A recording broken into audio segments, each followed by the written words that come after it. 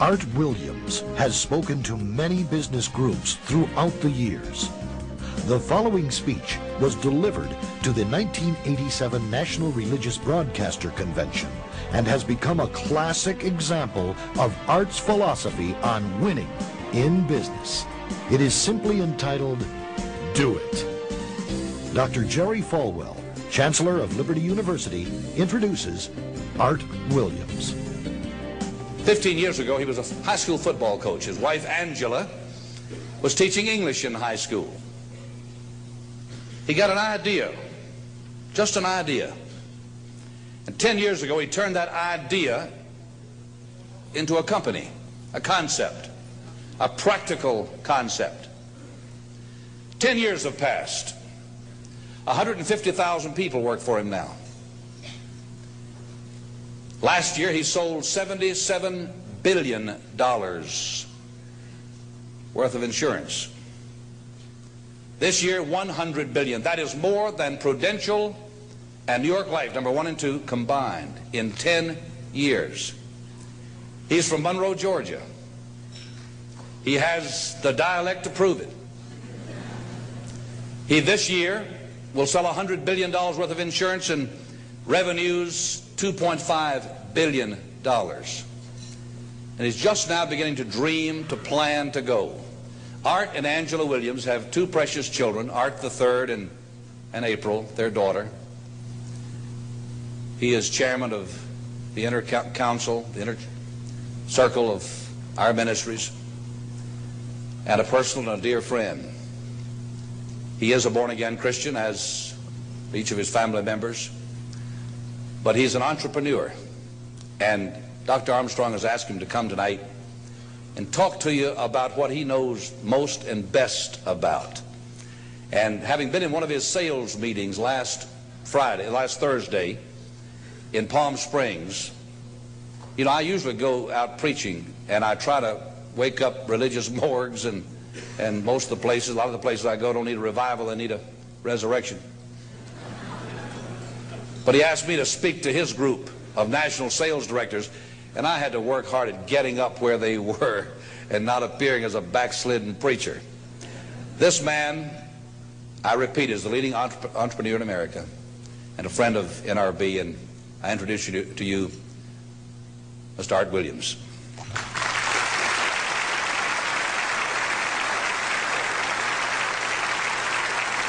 Thank you. Thank you, Jerry. And I tell you, I don't know if I've been this nervous in a long time. This is the most intimidating thing that I think's ever happened to me.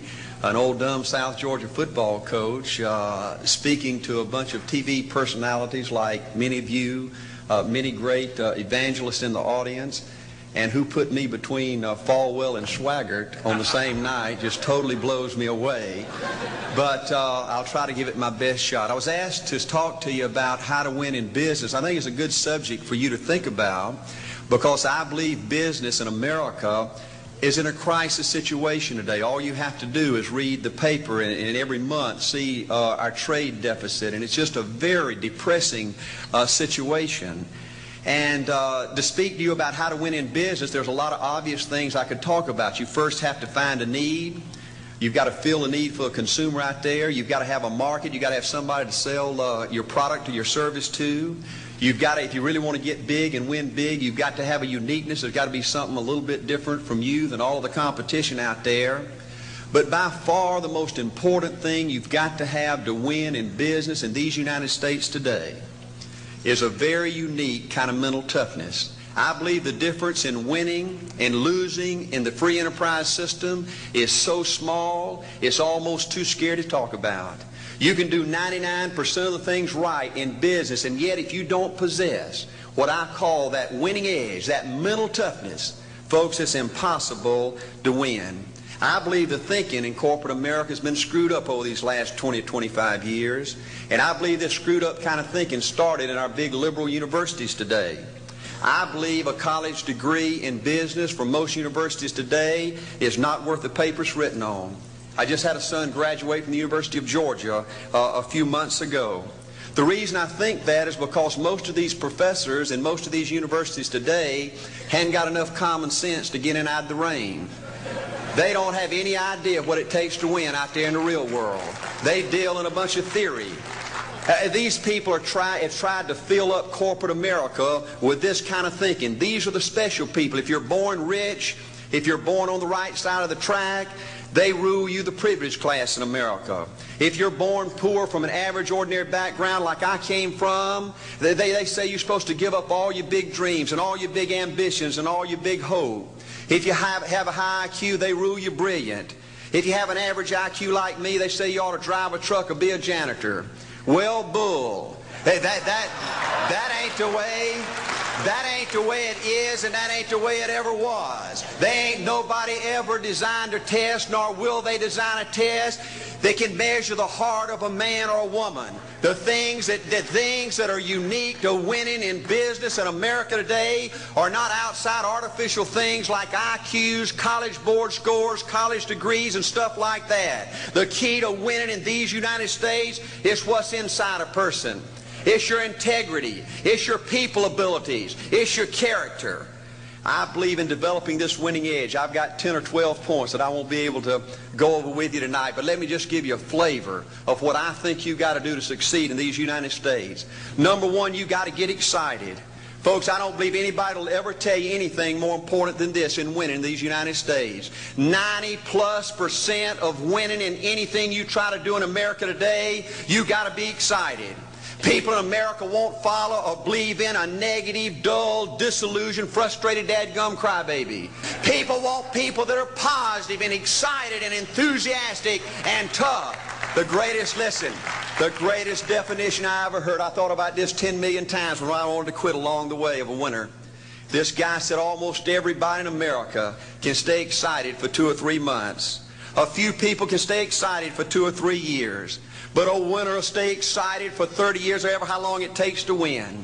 Another key to building this winning edge and this mental toughness is you've got to become a dreamer again. You know, I'm a Methodist, and we just changed ministers a few weeks ago, and our new minister came in, and the church was just packed. And the first thing he said, well, it looks like everybody came out to see the monkey perform. And the second thing out of his mouth, he said, for a church to be a great church, you got to have a dream. If you don't have a dream, you're dead. And boy, I sat up and I said, man, me and this guy are going to get along good because he knows what he's talking about. See, folks, I believe in order to win, you got to feel good about yourself. When I was coaching football for 7 years back in Georgia, and I had a paddle in my coaching office, and it was about this thick and this long. And in the fat end, I had little holes bored in it so you could really get some speed and blister their little butt, you know, when they misbehaved. And I had a rule on my football team that if any kid said, I can't, if any football player heard one of my football players said, I can't, he got to bring him in the coach's office and give him 3 licks. And it took me about a month to get all that thinking out of my players every year, you know, and I'd have football players knock on my door at recess and at lunch and after school. And he said, Coach, he said it. Coach, he said it. And I'd make that kid bend over and I'd give that other kid the board. He'd bust him 3 times. And folks, it didn't take long. You couldn't create a word game to get one of my kids to say I can't. Bring it home a little bit more personal. When April and little Art were just this little and could understand words, every time they said I can't, I made them do 3 push-ups. Folks, there ain't nothing you can't do in America if you want to bad enough. Another key in building this winning edge is, folks, you got to stand for something. People in America, the good people in America, are fed up with these dadgum fence sitters and mealy mouths. Corporate America has an especially black eye in business today. Most people in America think you can't find a company. They think you can't find a salesperson that'll tell you like it is and stand behind their word. They think these companies will sell anything, say anything, just to make a sale, just to make a profit. Well, you know what? Folks, if you want to win in the free enterprise system in America today, you got to stand for something. And another point, thank you, is yes, you're going to be controversial. Folks, if you want to win in these United States today, just get ready. You're going to be controversial. The only way not to be controversial is to be average and ordinary. They just call me anything but average and ordinary. Now, I know some of you might say, well, you know, I don't think I like Art Williams. You know, he sounds like an old tough butt to me. Well, folks, I'm telling you, you can be good and tough at the same time. I bet nobody's ever talked to a religious broadcaster like that.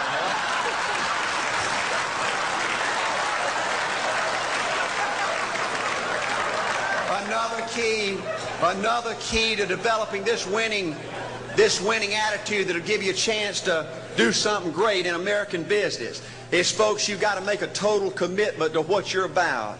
Do you know the American people have lost their toughness? They've lost their ability to make a commitment. See, folks, in trying to win in business, you're just going to have so many false starts. You think you get it going time after time, and you just get knocked back to ground zero, and it's your ability to compete, to pick yourself up off the mat one more time, to go for it one more time, that's going to determine success or failure. You know, we've got a divorce rate in America some 50% right now. You know, it just seems like that people that go in business today, they have an attitude, well, I'm going to stick my toe in it.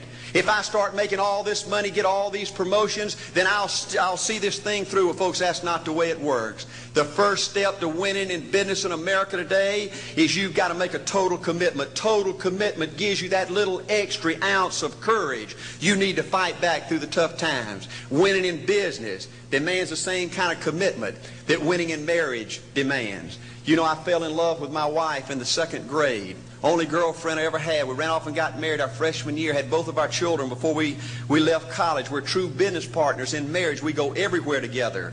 I spend more time with her, been married to her 26 years, now I got 2 grandbabies, love her more today than I ever have. But I don't like her all the time. There's a bunch of times every day that I don't like her. You know, I'm a nut about brushing my teeth. You know, if I can get the toothbrush, I'll brush my teeth 4, 5, 6 times a day. And Angela's always forgetting everything, you know. And she always leaves the cap off the toothpaste, you know. And when I go in there to brush my teeth, the cap's off. It's got that hard little crust around the edge. You know, it just burns me more than I can tell you, you know. And I get on Angela's nerves about a lot of things. You know, we were having dinner last week, and every time we get through, Angela kicks me under the table, you know, and gets me back in my room and says, "Art, you ain't got no class." You know, I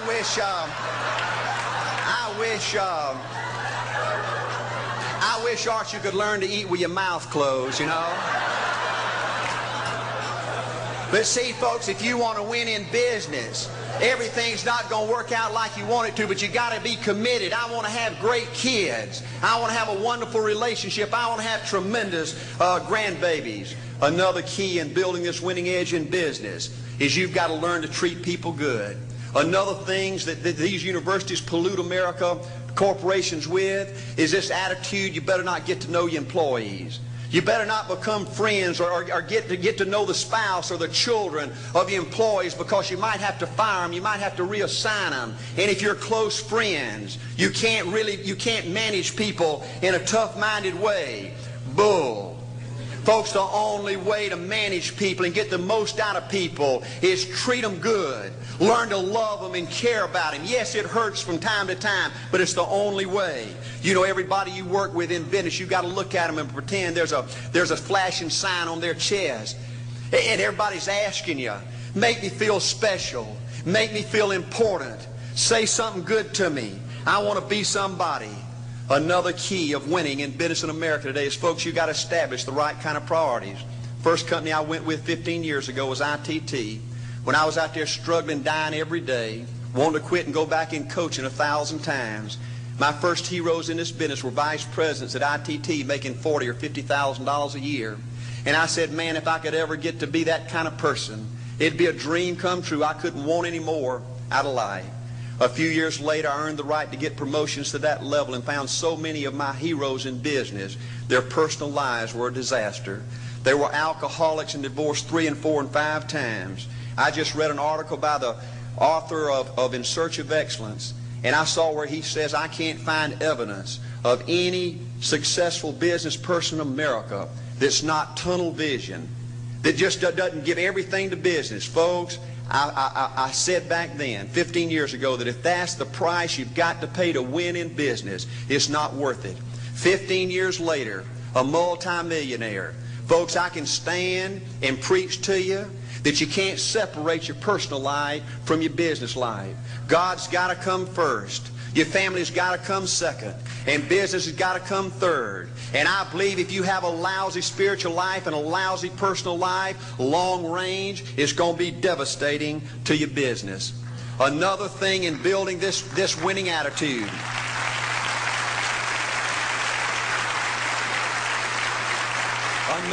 Another thing in building this winning attitude in business. I see tall people make it big in business and short people, dumb people and smart people, fat people and skinny people. But if you cut open the winners in business, I see a heart of a champion. And all these people are competitors and they don't quit.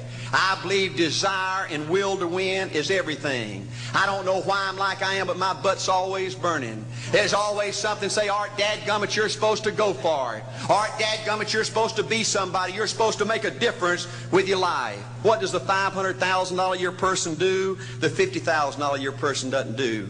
You look at the outside and study those two individuals, everything seems to be the same. They both are the same sex, they both are the same age, they have the same training, the same positions, the same contract, the same fringe benefits. They both are successful, they work hard, they're good family people, make tough commitments. But what's the difference? What does the $500,000 a year person do? The $50,000 a year person doesn't do. He pays the price and a little bit more. He works hard and a little bit more. He's loyal to the company and a little bit more. He believes in a little bit more. He makes money and a little bit more. He saves money and a little bit more. If you want to win in these United States, you got to be tough and you can't quit. The last thing I'll talk to you about today in building this winning edge is, folks, if you want to win in business, you got to be a leader.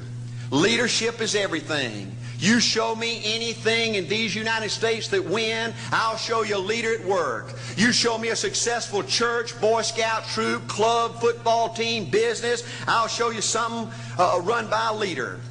See, I thought at one time in my life you had to be smart to win. I used to have these smart people that dress so pretty and talk so pretty and use these big words. They just intimidated me. And I said, Art, you can't ever be that good. Why don't you just throw in the towel and go on back and coach football for a living? And I found two things out about smart people. I think it's almost impossible for a smart person to win in business in America today. Because I find smart people spend their whole lifetime figuring things out. They're always trying to figure out an easier way and a quicker way. And another thing I found out about smart people is they just don't get around to doing nothing. And see, somebody like Art Williams, everybody said, well, he can't do it. And somebody like that can't do it. But he does it. See, folks, I want you to know almost everybody in America almost does enough to win.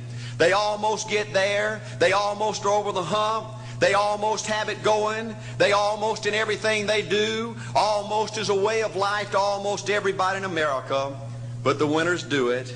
What do? They do whatever it takes to get the job done. They do it and do it and do it and do it and do it until the job gets done. And then they talk about how great it is to be somebody they're proud of. We need leaders in America who can do it. If you want to become somebody, do it. If you want to go in business for yourself, do it. If you want to become financially independent, do it. I hear too much talk in these United States. Everybody can talk a good game. We need people in America who can do it. I go all over this country with A.O. Williams, and I have people say, Art, you can count on me. Wonderful. Just do it. Art, I guarantee you this is my last stop. I'm going to win now. Super duper. Just do it. Art, if I could just have one good month and get the ball going, I know I could make it big. Super. Just do it. Art, if I could just pay off this debt, I could really go. Great. Just do it. Art, if I could just sell my house. Do it. But houses ain't selling. Do it anyway. Art, I'm not making any money. What can I do? You just do it. Do what, Art? You do it and do it and do it. Art, I guarantee I'm going to win this contest. Super duper. Just do it. Art, I'm over the hump now. Watch my smoke. Great. Just do it. Art, I want to make it so bad I can taste it. What I do? You just do it. Art, I'm a vice president now. Can I quit doing it? No. Art, I don't know if I can keep on keeping on. I'm really hurting. What I do? You just do it. Do what, Art? You do it and do it and do it. Art, all my life I've wanted to be somebody important. Well, what do it then? All right, I'm going to save money so I don't have to go through this again. Great. Just do it. All right, I don't feel like I've had enough training. What I do? You just do it. All right, my manager don't give me no help. What I do? You just do it. All right, you don't understand. I was Mr. Everything at my former company. You don't mean I have to start off down here at the bottom and do it, do you? Yep, you really got to do it. All right, what's the primary difference between winners and losers? The winners do it. They do it and do it and do it and do it until the job gets done. And then they talk about how great it is to finally have achieved something unique and how glad they are that they didn't quit like everybody else and how wonderful it is to finally be somebody they're proud of and make a difference with their life. Thank you.